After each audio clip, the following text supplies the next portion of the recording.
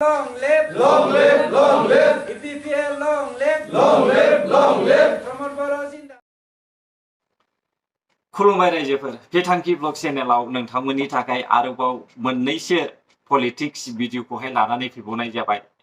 गाज्रि मोननो नाङा रायजोफोर, मानो होनब्ला आङो election फैजासिमा Lok Sabha election MP election जेसेबां हायो भिडिअखौहाय आङो पलिटिक्सनि भिडिअखौहाय लानानै माखासे बाथ्रा बुंनोबो सानदों।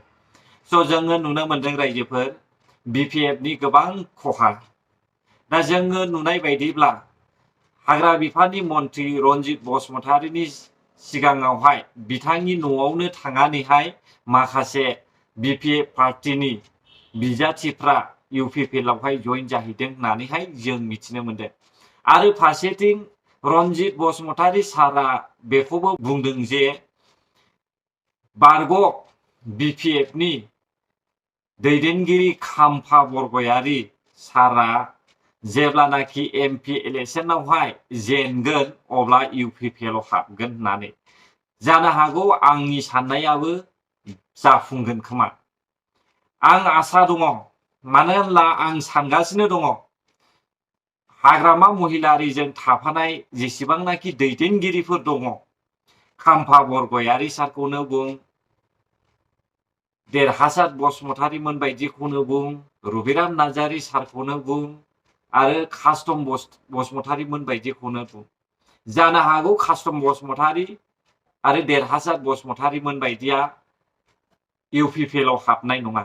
नाथाय आंनि साननाय बायदिब्ला जुदि फैबाय थानाय एमपि इलेक्शनावहाय खाम्फा बरगयारी सारा जेननोब्ला अब्ला जानो हागौ खाम्फा बरगयारी सारा इउपिपिएलजोंहाय जगदान खालामगोन आरो रबिराम नार्जारीयाबो लासैनो खाम्फा बरगयारीनि उन होसोगोन। दा नायलांदो भिडिअखौहाय मा फोरमायदों जोंनिनो हाग्रा बिफाननि मन्त्रि रन्जित बसुमतारी सार, जायखौ फेरेंगा बसुमतारीबो होननानै जोङो मिथियो। Long live, EPPL, long live, Pramod Bora Zindabad, UG Promo Zindabad, Rendra Nazari Zindabad, Torjo Sosore Zindabad. दिनै 14 नं चिरां दुवार बियाबाव 17 सा जयनिं जाबावबाय। ओरैनो जोङो फुजानि उन सिगां मोनसे मेगा जयनिं प्रग्राम लाखादों, अब्लाबो माखासे जोङो बासि लिडारफोरखौ लाबोनानै दिनै आंनि बे थाग्रा थावनियावनो जयनिंनि हाबाफारिखौ दिनै लानाय जादों। गोजोननाय मोन्दों दिनै इउपिपिएल दोलोखौ मानव गेदेर प्रमद बर' बिथांनि बानजायनाय बा दैदेननायाव जि सान्थि गायसननो हादों, जौगाथायखौ पेरेलेलि जोङो गासैबो बिथिङावनो जोङो लाबोनो हादों। बेखौ नुनानै रायजो राजाफ्रा खुसिजों इउपिपिएल दोलोआव बिपिएफ आरो कंग्रेसखौ नागारनानै जोंनियावहाय इउपिपिएल दोलोआवहाय जइन जाफैदों। गतिके बेनिख्रुइ साबसिन सासे पलिटिसियाननि गोरबोआव मा थानो हाबावनो, बेनिख्रुइ साबसिन रंजानाय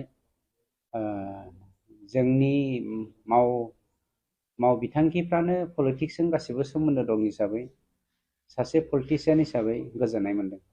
सार, नोंथाङा दि बुंदों फैबाय थानाय समाव खाम्फा बरगयारी बिथांनि न' खाथियावनो जयनिं हाबाफारि लागोन, सार बेवहाय माबायदि बिपिएफनि 600निफ्राय 700 जयनिं प्रग्राम दङ आरो बेखौ आं बिथां खाम्फा बरगयारीनि नसुं खाथियावनो लानो थाखाय थियारि जानानै दङ। जों थाग थियारि जानानै दङ। अब्लाबो नैबे फुजा सफैनायखाय टेकनिकेल प्रब्लेम एसे जाबाय दङ, थेवबो फुजानि सिगांनो लानो थाखाय जोङो थियारि जानानै दङ। जोङो नायनि आरो हायाब्ला फुजानि उनाव लानाय जागोन। 600निफ्राय 700 जागोन। गतिके बिपिएफ हिसाबै जायफोर हार्डकर केडारथार खाम्फा बरगयारी बिथांखौ नागारनो हायै बिथांमोना थाबावगोन। मानोना दिनैनि दिनाव चन्दन ग्रुप आरो हाग्रामा ग्रुप बिपिएफ जाखाबाय। चन्दन ग्रुपनि मानसिफ्रा दिनै जोंनि 14 नं चिरां दुवारल' नङा, गुबुन गुबुन जायगानि चन्दन ग्रुपनि मानसिफ्रा टटेलि चन्दनखौ सापर्ट खालामनानै हाग्रामा महिलारी बिथांखौ नागारबोखाबाय। आरो बे जोंनि इन्टारनेल सर्सनिफ्राय मोननाय। आरो बावैसोनो आं बुंखादों दाखालिबो नोंथांमोनखौ, नोंथांमोननि मिडियानि गेजेरजों जे आं खाम्फा बरगयारि बिथांखौबो खावलायदों गाहाम समखौ ओरैनो हलाय खालामनानै दालाथों। मानोना खाम्फा बरगयारि बिथांनो एमपिनि टिकेटखौ होनानै बिथांखौ राजनितिक भाबे बा अर्थनैतिक भाबे कमप्लिटलि माने गुदियाव दाननानै बिथांखौ खोख्लैनायनि मोनसे षड़यन्त्रसो। गतिके गेलेनायाव जोंहा बुंनांगौ जेबो गैया, खिन्थु खाम्फा बायदि सासे दैदेनगिरिखौ राजखान्थि भाबे फोजोबनायखौ जों लुबैया। बे जाय पलिसिखौ हाग्रामाया लादों, जेरै गोबां दैदेनगिरिखौ बिथाङा जोगारदों। नोंथाङा जुदि नायोब्ला जोंनि कार्बि आंलंनिफ्राय फैनाय जनमोहन बसुमतारी ना मामोन,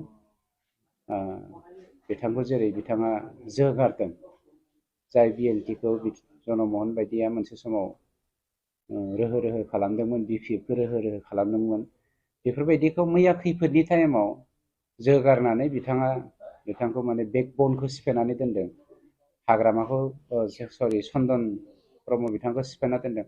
गोबां लिडार दङ जाय लिडारफोरखौ कमप्लिटलि माने रुट आउट खालामबोगासिनो दङ। गतिके बे बेलायाव बिथांमोना निस्सय सांग्रां, अब्लाबो जों वेलकाम खालामदों। जोंनिफ्रायबोथ' केन्डिडेटआ थाखासिगोन सियरखा। आरो जोंखौ इउपिपिएल दोलोखौ दिनै बिजेपिआ सापर्ट होनानै क'क्राझार समस्तिखौ देरहासार होनायनि थाखाय इउपिपिएलनि थाखाय मोनसे बिथांमोना सापर्ट होनायनि प्लान लाबाय, बे कनफार्म। गतिके जोंनि देरहानायाबो कनफार्म। दिनै समस्त बिटिआरनि जाति जनगोष्ठिया इउपिपिएल दोलोनि दैदेनगिरि प्रमद बर' बिथांनि मोखांखौ नायनानै जेरै जाक-जमक बा लैहोर लैहोर फैदों, बेनिख्रुइ साबसिन बाथ्रा थानो हाया। बेसेबांसो पार्सेन्ट दंबावो सार बिपिएफआव दा? ओरैनो गोनो गोथो जानानै गैथ्रा होनब्लाबो बिथांमोननिया 20 to 25% दंबावो बिपिएफआ। खिन्थु दा बिथांमोना आरो स्प्लिट जाबावबाय, चन्दन ग्रुप आरो हाग्रामा ग्रुप। हाग्रामा ग्रुप हिसाबै चिरां जिल्लायाव जेराव खाम्फायानो दैदेनगिरि हिसाबै खाम्फाजों निस्सय सापर्टार दं। मानोना he is a very good leader among the BPF leaders. गतिके खाम्फा हिसाबै मानसि थाखागोन। आरो जेब्ला एमपि इलेक्सनाव खाम्फाया जेनबाय, जेननायाथ' 1000 times% माने माबा दंखायो, रोखाखा। जेननायनि उनाव खाम्फाया इउपिपिएल दोलोआव फैगोन, नोंथांमोना साननैसो नेबाय थाबानो जाबाय। नमस्कार, मैं আজি আমি ইউপিপিএলৰ দলৰ ভাল পাইখিনি মই 13 জন আমাৰ মুৰব্বীবিলাক লৈ আহিখিনি জইনিং কৰি দিছোঁ। আৰু সেইটো মোক ভাল লাগিছে, সিহঁতে বহুত মোক লগ দিছে, এটাৰ কাৰণে যোগদান কৰি দিছোঁ। ইউপিপিএল দলত কি কাৰণত আহিছে? আমি ভাল পাইছোঁ, ৰাস্তাটো ভাল দেখিছোঁ, ব্যৱহাৰটো ভাল দেখিছোঁ, এটা কাৰণে আহিছোঁ। আপুনি 17 বছৰ বিপিএফত ভোট দিছিল, কেনেকুৱা উন্নতি কৰিছে আপোনাৰ গাঁৱত? উন্নতি কৰিব পৰা নাই, তাৰ কাৰণে আহিছোঁ। আপুনি কোনটো বিচাৰিছে? মোৰ ৰুণিকেটা। হয়, এতিয়া কাম কৰি যাব বুলি কৈছে। আমি সিস্টেমটো ইউপিপিএলৰ যি সিস্টেম আছে এরকমই করে যাব।